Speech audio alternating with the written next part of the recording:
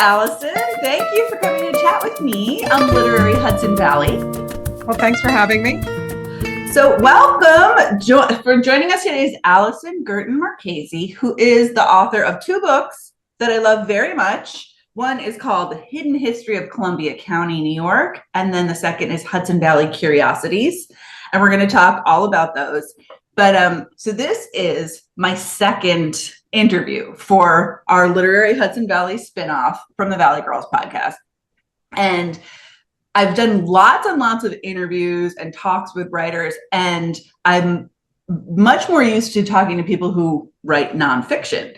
So this is a comfortable place for me to be. So our very first interview for Literary Hudson Valley is with a local author whose name is Jana Brooke Wallach, and she wrote a novel called Naked Girl, and she was very warm and funny and very easy to talk to. But I feel like interviewing somebody about a novel is a different skill set because I love the novel. It's so good. It's nostalgic. You laugh, you'll cry. Like you can really sink your teeth into it. It's a great summer read, but I had to balance like wanting to talk all about the novel with not wanting to give anything away for people who are just finding out about it from watching the show. Oh yeah. So this feels in a lot of ways a lot easier because I'm not worried about spoiling anything, because you are writing about history that anybody could already have access to. However, I learned so much from these two books, all kinds of things that I had never heard of. So it's very exciting to me. So great. You're based in Columbia County. Yes. I know you're not a Columbia County geography expert, but just give a little overview of what's Columbia County, because I am much more familiar. I'm like a Dutchess and Ulster kind of girl, and Columbia County feels a little bit more far-flung. Mm-hmm. Okay. Yeah, I'm not originally from Columbia County. I grew up in Connecticut. I went to New York for school and work, and then segued up here. I've actually pretty much lived here 30 some odd years now. So Columbia County is obviously the next step up as you're leaving New York, going north. And there are 16 towns in Columbia County, all of which I covered in the first book, Hidden History of Columbia County. I covered half of the towns with the idea that perhaps there would be a second book and I would cover the other half of the towns. So we can chat about that, but it's really got a lot of rich, broad, and really interesting history, and it's a lot of old history here. Revolutionary War history, a lot of early stuff that I found, and I can tell you how I found my way to this history book. Just super interesting place to live. Very rural when I first got here. A lot of weekenders. There's always been a kind of a migration of artists, creatives coming north of the city. That goes back hundreds of years when people would it's sort of like an English tradition, leave London, go out to the countryside. Right. Very much the English influence of New York City was to leave New York and head out to get fresh air and visit the countryside. And, we can go into that whole idea. So it's really rural and beautiful. Yeah, there's a lot of really interesting people. There's a lot of cultural stuff going on. There's a lot of difference now past the pandemic. Sort of was a bit of a glacial change in the population. So it's really, and the nicest thing about, I think, Columbia County to me is I live in a tiny little hamlet called Malden Bridge, which is part of Chatham, New York. And I'm in the historic hamlet. There are like 8 or 10 historic homes in the hamlet, and we're really close-knit community. We know everyone. We're very close. We have a little teeny community center, which was formerly a church. So it's just a nice, wonderful atmosphere to be, involved in, and just, very homey and lovely. So Hudson is the town in Columbia County that most people are probably most familiar with. Most Hudson recently. is, Yeah. yeah. But so Chatham, so my podcast partner, Jenny, her husband, Matt, grew up in the Chatham area, Oh, like wow. on his Okay. grandfather's farm. And they were saying how much Chatham is now like trendy and up and coming compared to when he grew up there and it was a little nothing farm town. So Mm. it's good and bad. I know it's nice Yeah, that when kind of, growth, that but you hope for like really thoughtful growth, yeah, when you live in a rural environment and you enjoy that. yeah, I'm praying that there's kind of like thoughtful growth going on. yeah, There's a sort of, like I said, there's sort of a migration of uh, arts coming this way. And to me, it can be done really well, hmm, and still retain the character of exactly, agricultural roots. yeah. Yes. But it makes me encouraged that you say it's creative people and artists, because I feel like that's a group that's going to understand that you want to preserve the character of the place that drew you there to begin with. Yeah, So, and one of the things that I found in writing the hidden history book, which I love this part of being a writer. I've been a writer my whole life, uh, and but writing history, I found one of the most interesting parts is when I go out and do a reading, and usually it's a good group, local people, historical societies, anyone, And what I love about it is at the end of when I do my 20 minutes of, dog and pony, I ask people to tell me their story about living in Columbia County. I want to, and you'd be surprised at how many people have lived their whole lives here and will tell me my grandfather came from, Dutch heritage. We lived on a farm. I remember my grandparents, and those folks just were so thankful that I recorded a lot of the history in the book and yes. preserved the stories. And I'm always fascinated as to how many people are so deeply attached to these roots of where they live. And so there's that factor. And a lot of those folks are aging out. Yeah. So, in the introduction to Hidden History of Columbia County, you kind of tell your story about how you fell into writing this book. And it's, in many ways, it's a tale as old as time. You basically wrote the book that you wanted to read and couldn't find. Yes, the last book before I got into this was written in 1857 about Columbia County. I'm like, maybe it's time for another one. So um, I I had been like I said, I've been a writer, PR business for a long time, and I've always been a short story writer. And so to me, the attractive part of writing this kind of book, where I could write each chapter about each town, was sort of like writing a long short story. Yep. And like I said in the introduction, I had a neighbor, a very close neighbor that my husband and I were very, very close with. And he was an antique dealer and an art dealer, my husband also. And we were over there one day and I was mulling around in his bookshelves, which he let me do a lot. And I pulled out this book was Captain Ellis wrote this book of Columbia County history, and leafing through it. And I'm like, wow, this would be so interesting to write something contemporary about the same kind of way. But I didn't really care for the book because it was illustrations of lawyers and people who have, predominantly men, and no mention of too much of their real lives, more of their professional lives and the mills that they built. And it was all very interesting.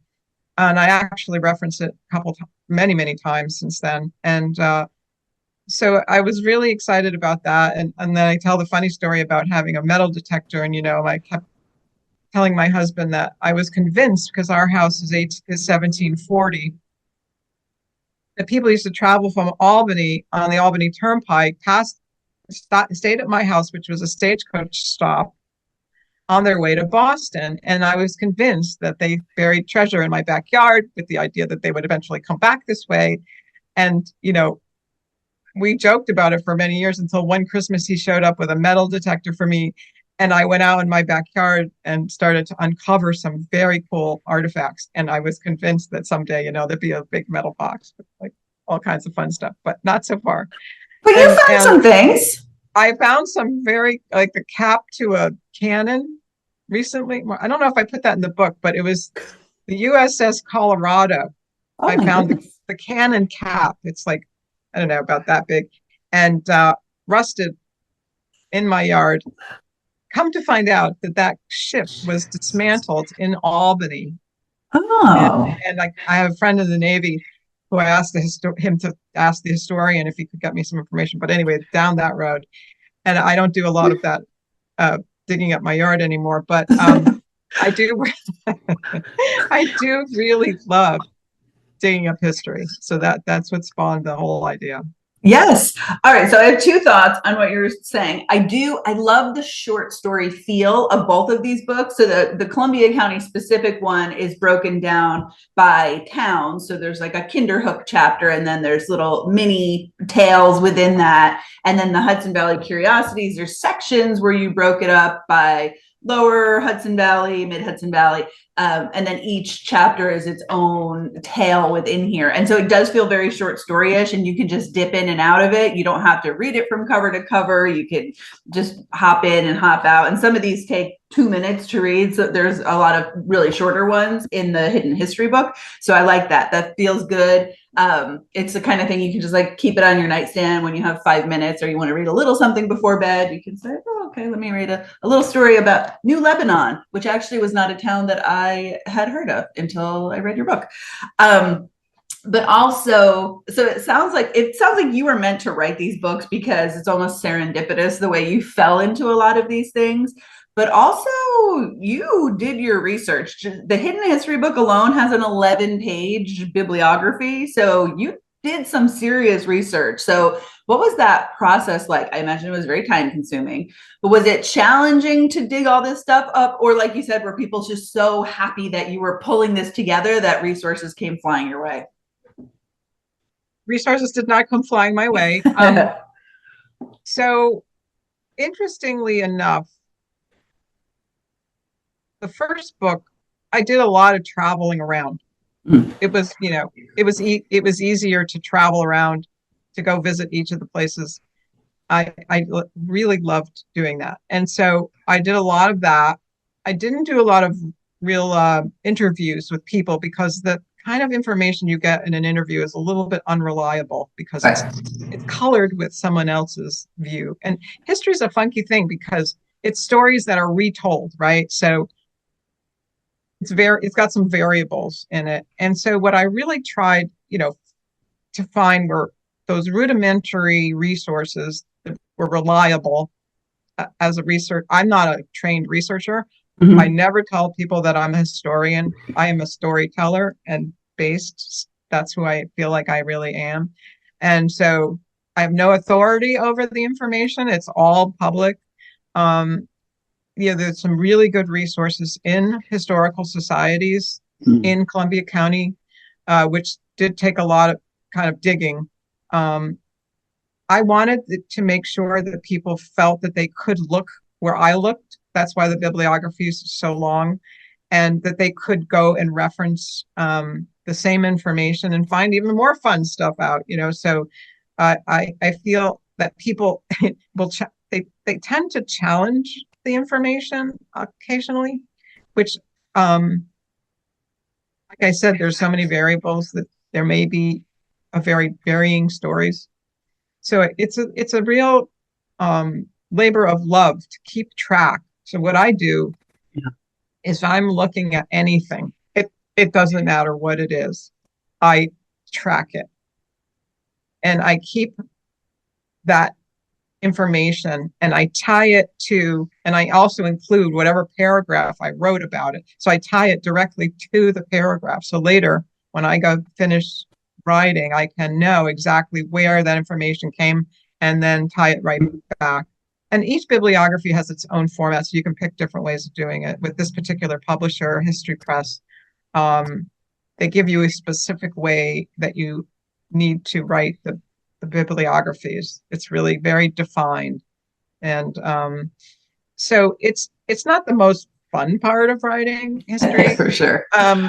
It's sort of like you've got 7,000 term papers that you're writing, and a lot of people. So I try to keep a track of it while I'm writing, because if you did it after the fact, you want to just, yeah, Can't untangle all that afterwards. yeah, No. it's a little too daunting. But I enjoy. I tell people I do a lot of grant writing now, which is sort of like history writing, because I can take giant pieces of information and distill them down into a short story.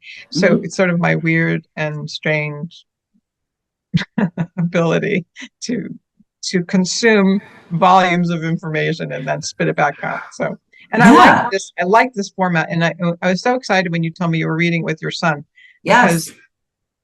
what surprised me a lot were the young boys. And I've been to like the Hudson has a children's book festival. How many kids love this book? Because I wrote it in a way that's digestible on whatever level reading, and it became part of a school. Uh, the school libraries are carrying it, and I That's was great. really loving that. I had a young man write. His dad wrote to me and told me how much he loved Curiosities, Mhm. and it got him to read, which I was thrilled. Nice. Yeah. Well, but there's a lot of things in Hudson Valley Curiosities, especially that I think are very appealing to younger readers. I mean, there's mammoth bones, there's warships, there's chains across the river at West Point. There's The all that kind of Leatherman. Yeah. quirky stuff. It's the Yeah. quirky history that's very appealing. Yeah, there's a lot of used to be a website called Weird New York History. I don't know if anybody's ever seen it, Oh. but you don't have to look too far to find weird New York history. It Mm-hmm. is weird. It's strange and curious. And I think that I read a lot of really not interesting history books. You know, I Yeah. I have to say that I've like labored through them. And Yeah. I and my wish was, couldn't you make this more interesting? Like, couldn't you spice this up in a way? And a lot of the time you have to kind of shorten it and not go so far down the road where you lose people. So I did want these books to be entertaining, but not lose the real essence of Yeah. the facts. And so it's that kind of, I mean, who's going to read a book that's not interesting, right? I read voraciously, and if I don't get through the first 20 pages and feel like I'm hooked. Yes.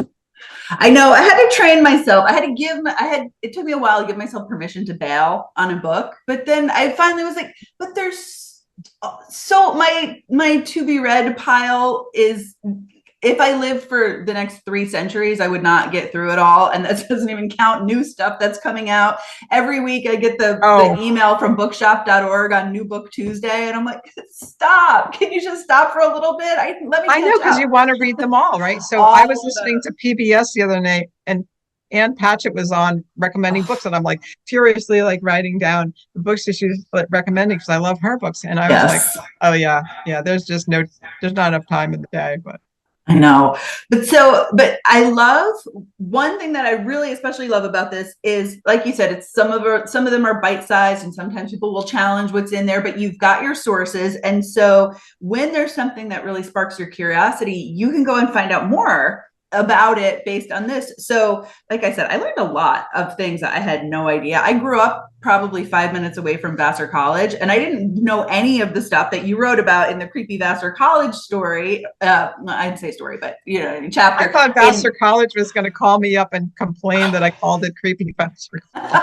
But so it was so interesting, the story that you had about Anita Hemmings, who was a Black woman who passed white and went to Vassar College. And so after reading about that in your Vassar College chapter, I went down the rabbit hole looking her up, and I found this novel. Have you read this? The Gilded Years by Karen Tanabe. It is a fictional account about Anita Hemmings going to Vassar and pulling it off. This was 1896. So obviously it was not a time when the school was integrated. And she had great success at Vassar. Mm-hmm. And later on, when it came out that she was actually a woman of color, people just said, oh, we just We thought she was Spanish because she had dark features. But anyway, so I haven't dug into this novel yet, but that was one of my little offshoots that I got into. Interesting. Yeah. You have a chapter, of course, about Dutch Schultz, the bootlegger gangster. And there's a whole episode of Josh Gates' Expedition Unknown, which is a Discovery Channel show, and he does all kinds of quirky history. And so he has a whole episode where he's in Phoenicia and also Long Island trying to find the buried, alleged treasures. I actually saw a piece of that recently. I think I caught the tail end of that. Yeah. It's excellent. It's a really good episode. We love Josh Gates and everything he does, but it's a great episode. And he goes to what is now a distillery in the area, and he's able to go through all the tunnels that the bootleggers would have used, and it's really fascinating. Yep. I love also the chapter in Curiosities on the Poughkeepsie seer and Andrew Jackson Davis and the spiritualist movement. One of my very favorite parts of both the books, Hidden History, I wrote about, gosh, now I can't remember his name. He's in Hudson. So that there's the spiritualist movement spawned me to want to write a book about the spiritualist movement. So that is in the works. So there's a great podcast, and I can't find it, that I listened to with my son that was all about the spiritualist movement and how it started in Poughkeepsie and then grew to Rochester, and the ways that it was very intertwined with the abolitionists in upstate New York. And I'll try to find it for you. But also another one that I love. So I don't know if people know that Arthur Conan Doyle got very into the spiritualist movement, the author of Sherlock Holmes, and he wrote The Coming of the Fairies. And he did a lot with spiritualism after experiencing a loss in his life. And then there's this other book I read last year that's called The Haunting of Alma Fielding. Wait, isn't there a movie like that? I don't know. They may have made it into a movie. Yeah. I wouldn't be surprised. But the author of the book is Kate Summerscale, and it's a true story about this British woman.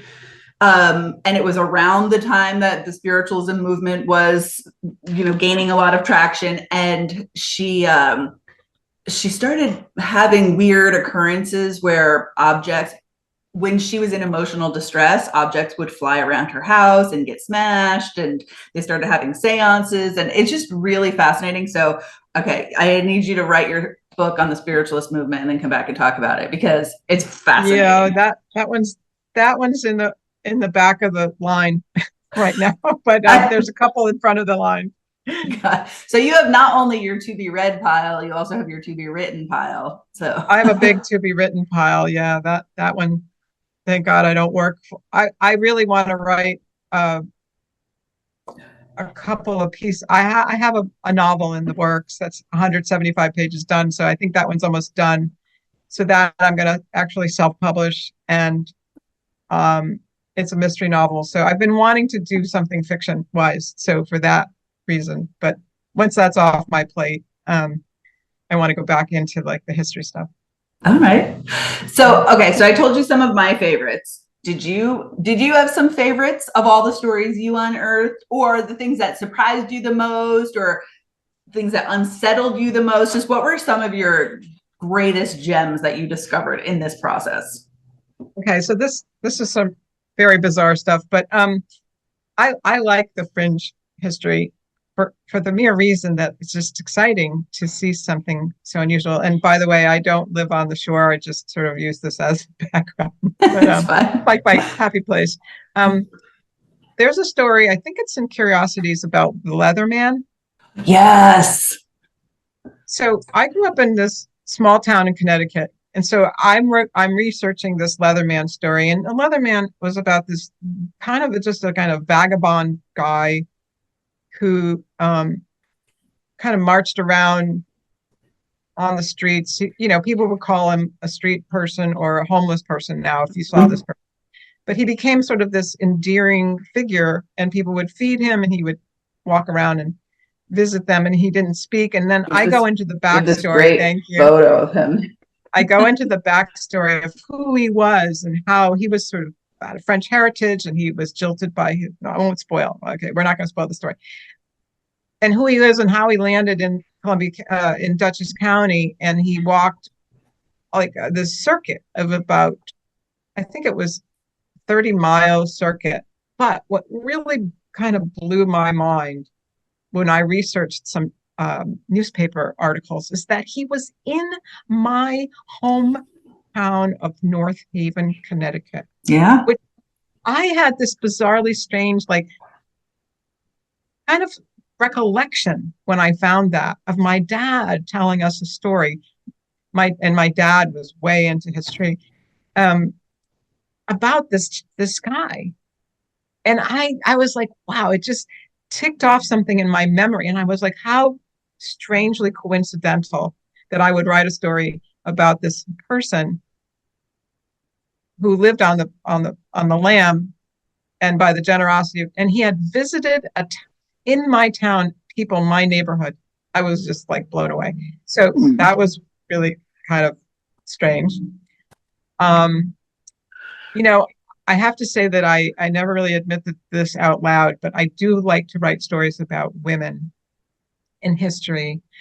And I found that they were the lesser told stories Of course. sometimes. Yeah. And therefore, although there was, it's kind of like some of the topics, but I found that writing about women was truly interesting because it just hadn't been told. So I was looking for stories that perhaps, like you said, I learned a lot that people just didn't know. So that was part of it. And my dad's side of my family is French Canadian, and they have kept their family tree back to the 1600s. Wow.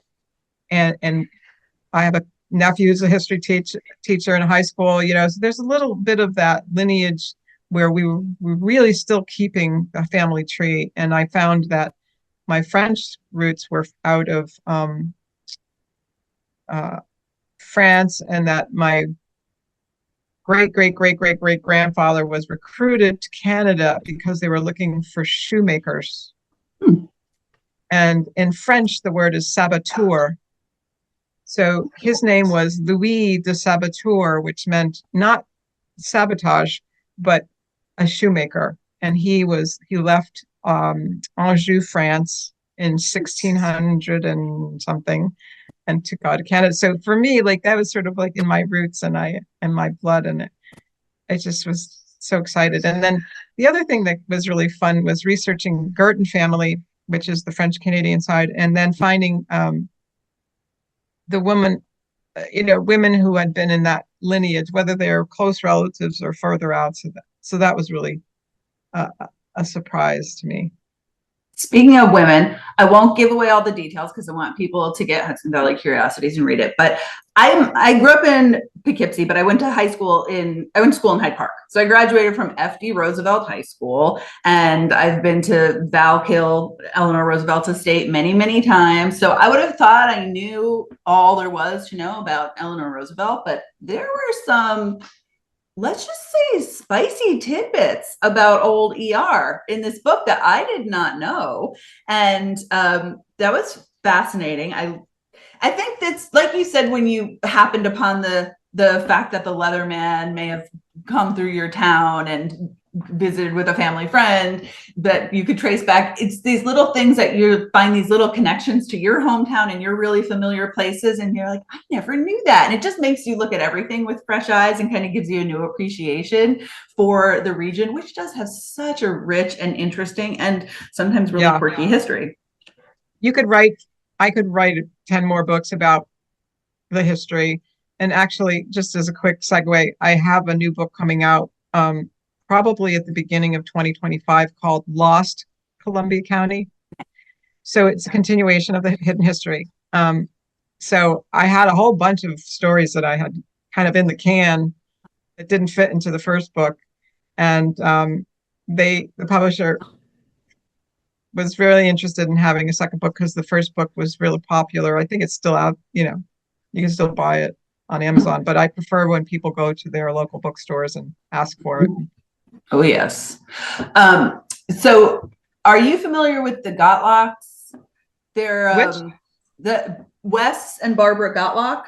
No. They're based in New Windsor, and they're both retired. Well, he's a retired teacher. She's a retired librarian, and they're Hudson Valley historians. They've been really, really active with the restoration at Bannerman's Castle. Oh, okay. And we actually had them on, if you go back to the podcast, maybe episode 4 now. So they've written a lot of history books about the Hudson Valley. One of them is Lost Amusement Parks of the Hudson Valley. So I feel like people who are into this would be into that. And I had no idea. So like I said, I grew up in Poughkeepsie, 5-ish minutes from Vassar, but also 5-ish minutes from Marist College. It's kind of right in that little triangle there. And apparently one of the biggest amusement parks on the East Coast that enjoyed huge success for several decades was on the site where Marist College is now. Oh, really? Never knew that. I didn't know that. So that's interesting. I love that I love the weird lost history stuff. Yeah. I mean, like when I did the Hudson Valley stories, I just tip of the iceberg, came to what was available to me. Yeah. And, I've often thought about doing a blog ongoing about hidden history because there's just so much, but there's only so much time in the day. I did start doing some folk art painting as a result of my research, which I wanted to just talk about a little bit because it is like an offshoot. That was actually my next set of questions was to talk about paintings. Yes. Yeah. So what do you mean? I know you didn't invent the term, but what does folk art mean? I guess it has its own definition. I never really looked at it. It's sort of like when you said, did you read these folks' book? I didn't read a lot of local history books because I didn't want any ideas in my head that weren't mine. So I made a real point of not reading other people's books when I was writing those 2 books. And the 3rd book, I would really have liked to, but I didn't want to borrow anything. I didn't want to envision anything that was already taken. And if it happened, it would have been happening by coincidence. So anyway, but folk art, I consider it outsider art or people who are not formally trained artists. Right. So I have no formal training in art. I never did any art until after I finished writing my books. I stepped away from doing full-time work and I started painting folk art.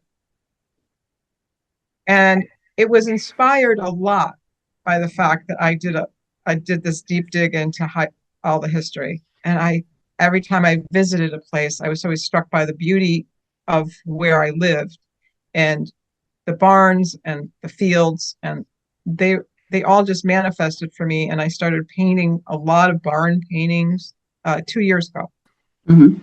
I've had 2 solo shows, and I've done a lot of local. I'm going to do the Hillsdale Arts Walk on the 10th of August in Hillsdale, New York.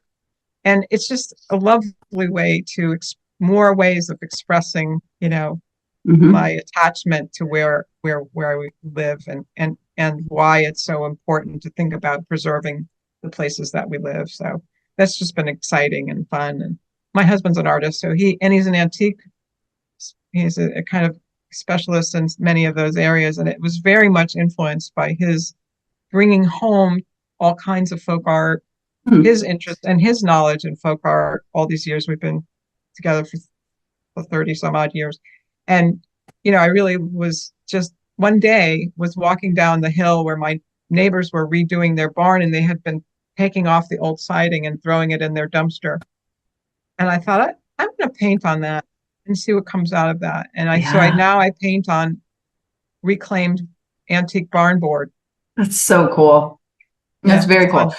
It's so I've seen some of your paintings. You have some on your Instagram feed, and they're very very simple, but they're also very evocative. Like they make you feel that sense of place. I think you're conveying that even just with the really simple lines of the barns. And did I get this wrong, or did I see some cats? Did you have some cat paintings? I did one cat painting that I kind of regret. Oh, but I saw it and I loved it. On a lark. It was so done on a lark, and it was like this really grumpy cat. And I was sort of practicing, and I just thought it was super funny. And Um, but I don't do a lot of figural things. Mm. I really, like you said, if that resonated with you, I'm so thrilled because I have this particular style. It's very um, unadorned. I'm not doing fields and flowers and stuff like that. I really want to focus on the structures and the mood. And the barn board just works so well because it just conveys that immediately. The paint is all chipped and the edges are all rough, and I don't frame anything. And it's super um, meant to just bring out the feeling of where that board came from and a reflection of that. So I yeah. like the simple, clean lines. It's great. We actually, our episode that's coming out on July 4th of the Valley Girls podcast, we talked to Barbara Bravo, who's the coordinator of the Socrates Artist Studio Tour, which Okay. is a weekend in August that I think she said they have 45 artists on the tour this year. I'll tell you, It there's so just many people. It's It's great. so great. And they just open their studio and you can go and visit them and see where they create their work. And there's all different types of artists, a lot of sculptors, potters, people who work with found materials. So there's just such a vibrant art community. It's really amazing. And one of our favorite guests who was ever on our podcast and who we are going to see on the Socrates Art Tour is this woman, Meredith Morabito in Socrates. And she's a sculptor and a painter. She's very talented. She does a lot of things. But the thing that she's the best known for are her photographs of this chipmunk, whose name is Callie, who lives in her yard. And so Meredith makes these little dioramas and Oh just gosh, that's puts so out funny. sunflower seeds. And then she doesn't touch Callie. She doesn't entice her to do anything she doesn't want to do. She just builds these little scenes and puts out sunflower seeds. And Callie comes and she'll get into a sleeping bag in a little camping scene, or she'll play Oh the God, that's hysterical. saxophone. It's the cutest thing. Anyway, we met her at the Garlic Festival in Saugerties last year. So I don't know if you were planning to show things at the Garlic Festival, but there are a lot of artists there. And also, I never I think thought of your that. books would be a hit too. Um, yeah, I try to do like one of those bigger shows a year. Mm-hmm. And it's fun. It's kind of the arts thing is very, it can go either way. Some people just love it or they don't love it. So I really like meeting the people that buy my art. And so I try to do one of those a year. They're kind of work intensive. So Oh, it's I like, can yeah. imagine. Yeah. And then, you have to like really physically get there, do the whole thing. So I'm doing a whole lot of those, but I am also the Old Chatham is the next hamlet over from where I live. The Mm-hmm. Old Chatham Country Store is doing a solo show of mine on August 17, and it'll be up for a month. So anyone who wants to see the work, it's all brand new work. Um, it's I think some of the better stuff that I've ever done. I really like this group of things, and so it's going to be there August 17th through Labor Day, and then some, I think, the week after. So if people want to take a ride out to Old Chatham, it's the kind of the only thing in Old Chatham is the country store. And it's got new ownership and they're really fabulous people there. So um, I'd love to see you. And I will send you, Jennifer, an invitation for the opening party. So that will be, Amazing. Very I'd cool. love to see you there. Yeah. So I love that. So before you go, I have some fun, just general book questions that I Yeah. like to talk Ask to book away. people about. But not to put you on the spot, but you do say in your about the author that you and your husband live in this historic 1740s home. And it says you've lived there with your two cats and possibly several other previous inhabitants. What's You want to hear? that about? You want me to tell the ghost stories? Yes. Um, oh gosh. So this is not got a reference verified. This is just my experience. So anybody can like, That's fair. but Adam and my husband and I met at the Old Chatham Country Store, believe it or not, That's so uh, cute. 30 years ago. He was giving an art show. So how weird is that to begin with? And I went because I knew the woman who was curating it. She's a really good friend of ours still. And we went to dinner afterwards at her home and we met. And, years go by. We buy this house not very far from the country store.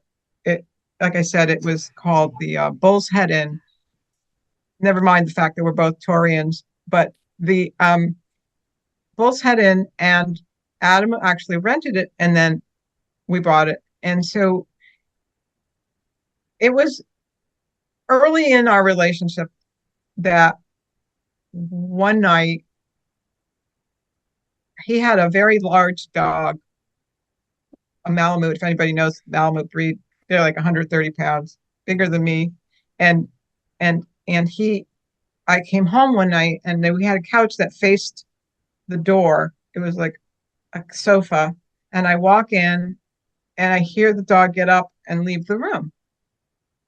I'm like, that wasn't very cordial, So I pop over the back of the couch to see the dog, Moody, and I don't see him. And Adam's in the kitchen or something, and I'm like, hey, honey, where's Moody? And he says, oh, Moody's tied up outside because I wanted him to get some, be outdoors. He was being antsy. I'm like, no, I just heard him get up out of the room and leave and walk down the hallway. He's like, no.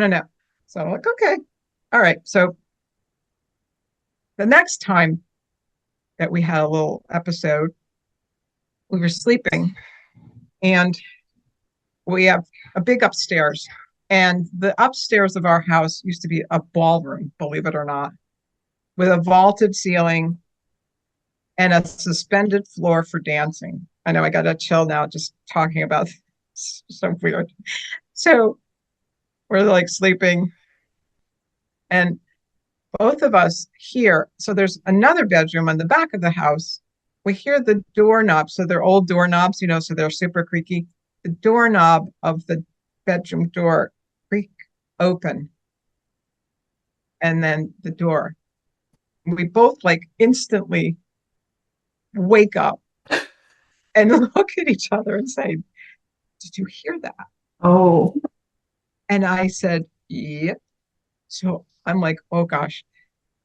So, you try to like in your mind, you go through the machinations of like, oh, it's just this, it's just that. And then we hear on the floor, all hardwood floors through our house, the sound of a dog's toenails walking toward our bedroom door down the hall. And it's a long hallway. And I'm like, my heart's pounding. We don't know what to do. And we hear it walking toward the door. And just as it gets to the bedroom door, it disappeared. And I'm not like, this wasn't like a little sound. It was like, oh, that stuff. So we felt that whatever ghost or entity was identifying itself as something familiar, like a dog, that we would be able to like. And then, there's a few other stories. Like it used to be a tobacco shop at the bottom level. There's an old sign that has my house. There's a big sign that says cigars on the front. And I used to smell cigar smoke and pipe smoke in that room. And like that kind of thing, you just had a brush of a feeling of something. But when you think about a house that's this old,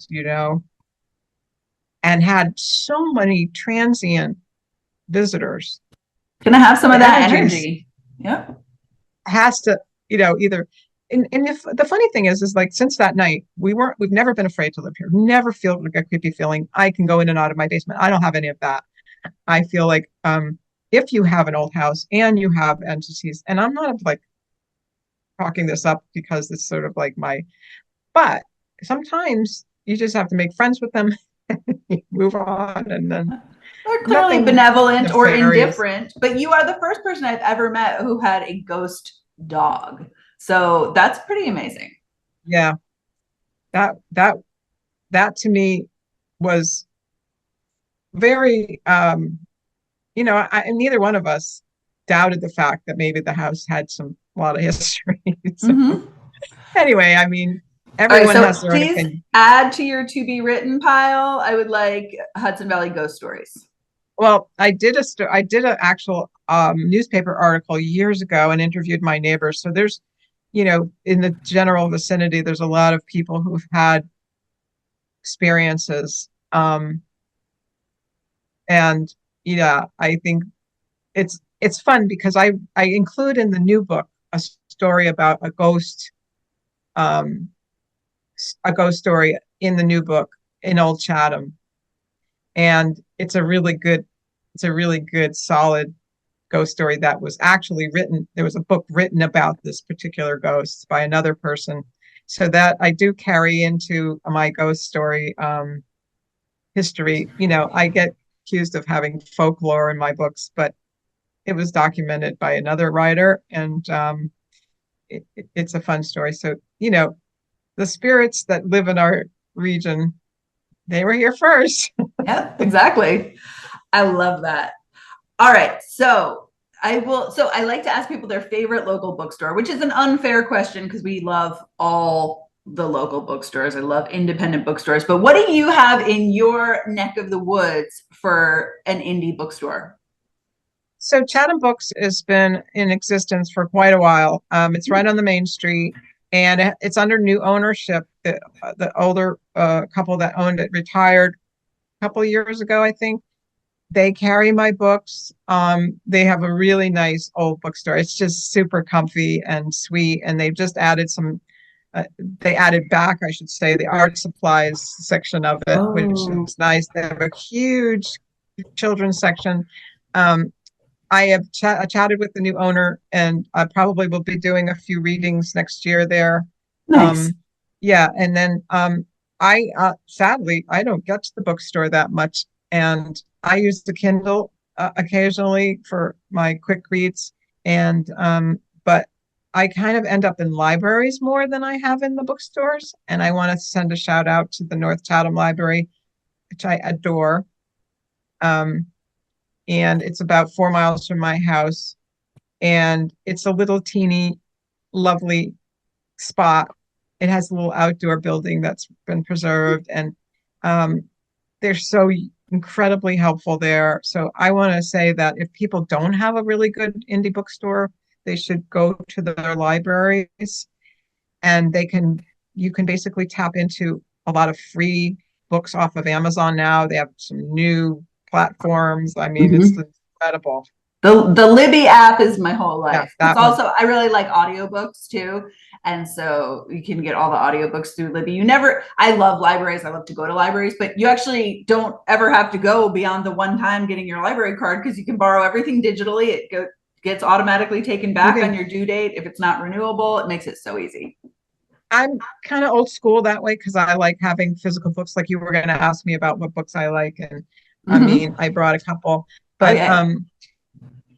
I still have, like you, walls of Oh, books. yeah. I actually collect kind of antique books just to have them. It's just such a lovely feeling. And but I really say that a lot of people can afford to go into a bookstore, and I'm always envious with like this pile of books that they're buying. But I feel like in now these days, I love going to the library and supporting them and volunteering there. Yeah, the Libby thing, I haven't quite figured out how to get it on my Kindle, the Libby borrowing thing. I don't know. Maybe I need a little help, but um, I do feel Do you like, know who could help you? A librarian. yeah, Shay is the librarian there, and she's offered. I just have to pop in with my Kindle someday and have her fix it for me. Yeah, she's 30 something, so, or maybe even 20 something. So I'll have to like go there and just face the music on that one. Yeah. So, all right. So, you have some books for show and tell. What'd you bring? I don't know Are if I these can just do some it when books that I you come. love the most? If you kind of put it in front of your face, then I can see it against the backdrop. Yeah, yeah. Okay. So this is back, Misery. but okay.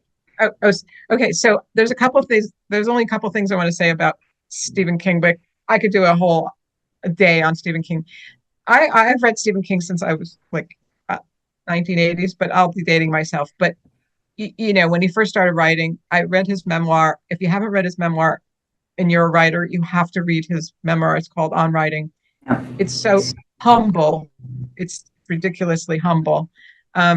I always felt like Stephen King was one of those underserved writers. Even though he's incredibly popular, he just never got like literary kudos. He was like Right. pop writer or mystery writer or this writer. This guy, Mhm. from my point of view, influenced generations of writers and encouraged all of us to write. Yes. So I think Misery is one of his best works because it's about a writer and the Mhm. writer, it's a book within a book. It's, and I don't want to use any kind of emphasis, but it's unbelievably well written, you know? And I think all of his books, I don't really know about his most recent books because I haven't read a lot of the most recent books, but the stuff that he wrote over years and years and years and years and years is just brilliant. And he's brilliant. And he's the most humble guy on the planet. And I love him. And I always want to say something positive about Stephen King's books. So Misery, forget the movie, even though the movie was great. The movie's great. I mean, Kathy Insane. Bates is a legend. Oh yeah, yeah, great book. So One of the better also have ones been that reading worked in Germany. Stephen King since I could read. And as a Gen Xer, I don't think I'm alone in having read Stephen King books, probably when I was too young to have done so. And I think that explains a lot about Yes. our generation. But I do love Misery. I love some of his more understated stuff. Probably my favorite novel of his is The Girl Who Loved Tom Gordon. Okay. About the little girl. It's a little girl and she gets lost in the woods, and it's just a psychological thriller, and it's very understated because there's not a lot that actually happens, but it's like her journey of being lost in the woods. It's great.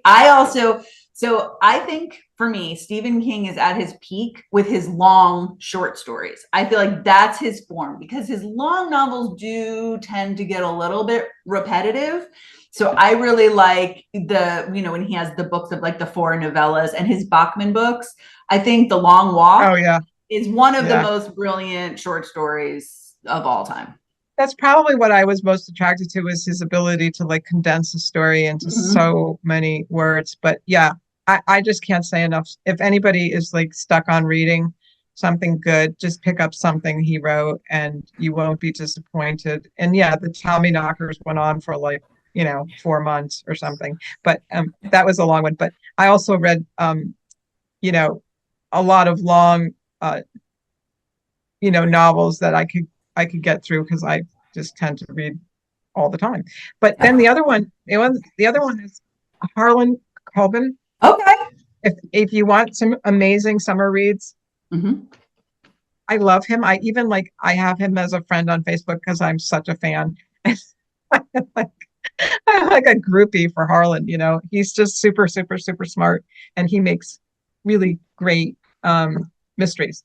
And then here is one of I discovered Patricia Highsmith by accident. She lived in Lenox, Massachusetts, and when I was doing some research, she was in Lenox, Massachusetts, is not far from where I live, for a very short summer. And I read a lot about her summer there, and she's just an interesting character. She's become more popular in recent times, like she's had a resurgence of popularity, but anything you can read, and she has a lot of short stories also that she's written that have been made into films. Like the movie Carol was made from a book that she wrote called The Weight of Is it The Price of Salt?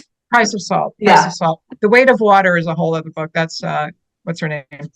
And then if you really want to read fun stuff, this is a name that hasn't been around for a while, but she does flash fiction also, which is really short fiction, like 3 pages. Lori Moore, her first book is called Anagrams.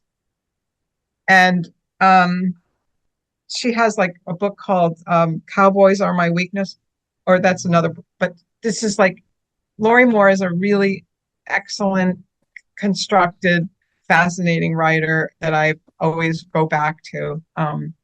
So I tend to read a lot of fiction because it's my, it's when I'm not working. Yeah.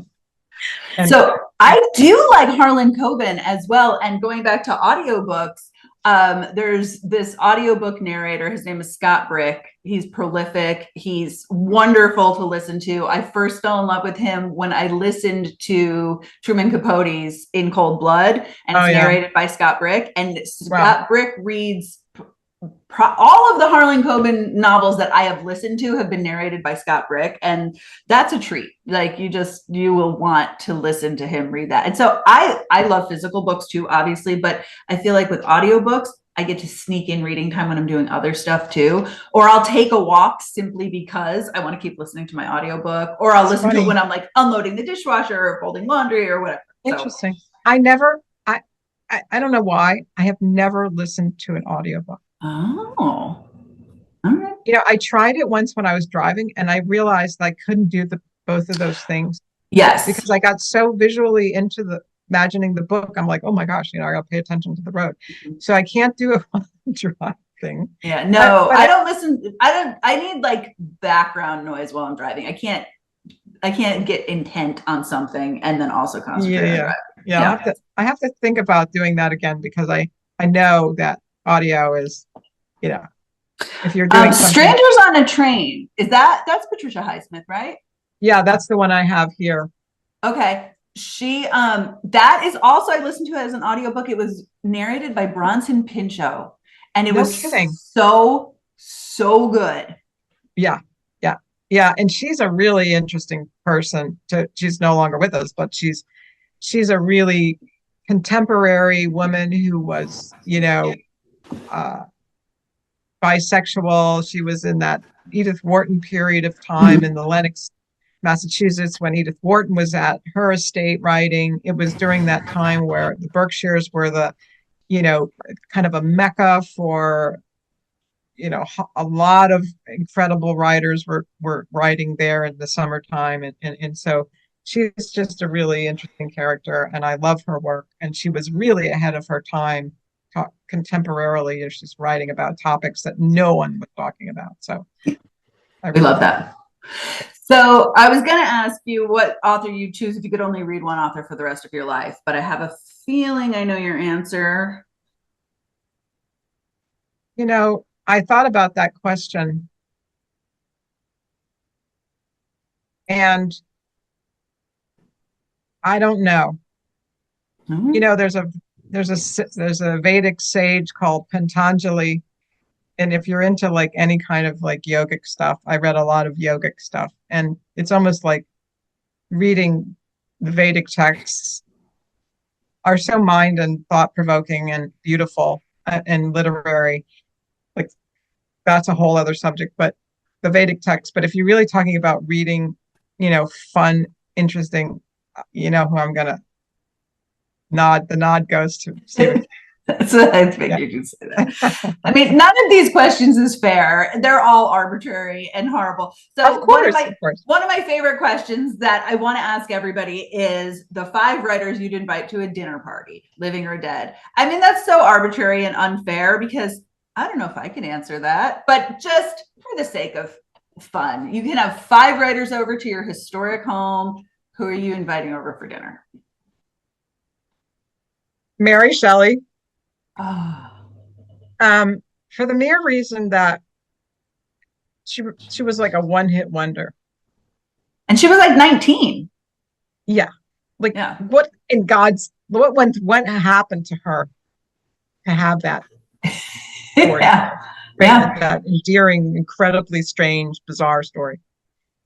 I love Stephen King. I don't know how much fun he would be at dinner, but he certainly derives a lot of interesting stories from the macabre. So I think he would be a fun person to sit around and say, like, where did that weirdness come from? But he also was writing for magazines early on, like weird mystery magazines. So those 2 for sure. I also think he's very kind. I think he's a writer's writer. Like, he'll blurb anybody. So I feel like he would carry the whole conversation, because he would be so interested in everybody else's story and process that he would hardly talk about himself. That's just my impression of him. It reminds me kind of Neil Gaiman, like the writers who love writing and writers. So Yeah, you don't want to sit around with somebody whose ego is so big it would just like Truman Capote, you know, who would yeah, just dominate the whole conversation yeah. and never let any of us women talk or anything, you know. So um yeah, those two for sure. Um I don't know. I'm gonna look at my bookshelf for a second. Um I mean, it's hard. It's hard to ask book people these questions because you're like, I choose you all. yeah, it's difficult because I mean I bop around when it comes to reading. I mean I kind of like do what everybody does, you know, read something fun in the summer when you're just kind of camping out and it's hot and you just want to read something and enjoy your afternoon. Um, but I don't know. I think I would be very much want to research some people who are local writers, you know. There's so many great writers now. It's just there's so many young writers. There's just so many Yeah. people willing. I don't know if the pandemic did this or so many people willing to just throw themselves at stuff that when I was growing up, you just wouldn't even attempt. You know, Mm. I wanted to be a writer out of college. I was a playwright in college, you know, and I was like, oh, that's never going to work because I lived in New York City and I was already sharing a really dumpy apartment with somebody. I'm like, oh boy, I'm going to have to make some money here. I can't like live with the idea that even though some of my classmates were really killing it on Broadway with plays and stuff, I was amazed. But it was a rough road if you wanted to actually have lunch money. Yeah. So Yeah. I had to wait. I had to wait. Yeah. All right. Last question. Do you have a favorite or a go-to genre? I'm a hardcore mystery lover. Okay. Who's your I favorite mystery writer? Is it Harlan Coben? no, I think oh gosh, you know, I'm having a drawing a blank on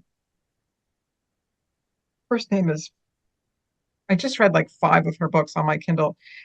Frida, uh, she's new. Oh, is it McFadden? Frida McFadden. Yes. Okay. I think that one of the most, and I try to do this in my novel that I'm writing because it's a mystery, like one of the most difficult things to do, surprise the reader at the end of the story, right? Mm-hmm. Like, Yeah. and I was reading Joseph Heller, Mm-hmm.